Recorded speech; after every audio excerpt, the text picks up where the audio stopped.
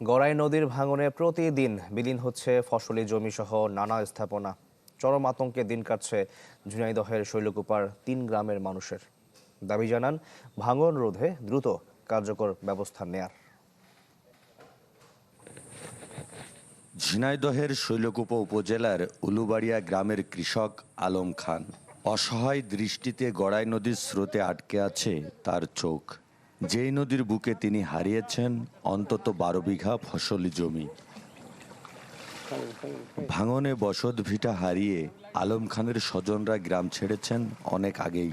তবুও পৈতৃক ভিটা আঁকড়ে ধরে গড়াইপাড়ে টিকে আছেন তিনি। আমাদের জমাতে সম্পূর্ণ জমাতে ভেঙে ছিঁড়ে চলে গেছে। আমরা নদীতেই ভেঙে চলে গেছে।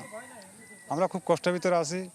কৃষক আলম খানের মতো এমন কষ্টের গল্প উলুবাড়িয়া ছাড়াও বন্দেখালী এবং মাঝদিয়া গ্রামের অসংখ্য মানুষের। এখানকার প্রায় ৫.৫ কিলোমিটার জমি চলে গেছে নদীগর্ভে। বিলীন হয়েছে বসতবাড়ি এবং ফসলি জমি। এখনও ভাঙনের ঝুঁকিতে গ্রামীণ সড়ক।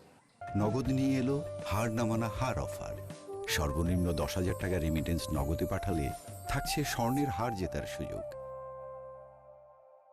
ফসলি জমি ভেঙে চলে গেছে এবং আমাদের শরিক সারা নদী পাড়ে যারা বাড়ি ছিল অনেকেই চলে গেছে। বসত করাই খুবই কষ্ট। আমাকে বাচ্চা কাচ্চা নিয়ে ঘুমাই, খুবই রিক্সে। ভাঙতে ভাঙতে দেখতেছেন না, মনে হয় ২-৪০০ পাখি জমি চলে গেছে এই নদী ভাঙনে। সরকার যদি দ্রুত ব্যবস্থা না নেয় যে কোনো মুহূর্তে এই যা ভাঙনে শেষ খেলার নদী এক হয়ে যাবে। হাজার হাজার কৃষক চাষ করতে পারবে না। এদিকে এসব ভাঙন রোধে ব্যবস্থা গ্রহণের আশ্বাস পানি উন্নয়ন বোর্ডের। সম্ভাব্যতা সমীক্ষা রিপোর্ট সেটা পেয়ে গেছি অনেকগুলি পয়েন্টে, প্রায় ৬-৭টা কি ৫টা পয়েন্টে আমার ৫.৫ কিলোর মতো জায়গায় আমরা ব্লক দিয়ে স্থায়ী কাজ করব। এটার জন্য আমাদের এখন প্রসেস চলমান আছে। গেল কয়েক বছরে নদীগর্ভে বিলীন হয়েছে প্রায় ৬০০ একর ফসলি জমি আর কয়েকশো ঘরবাড়ি।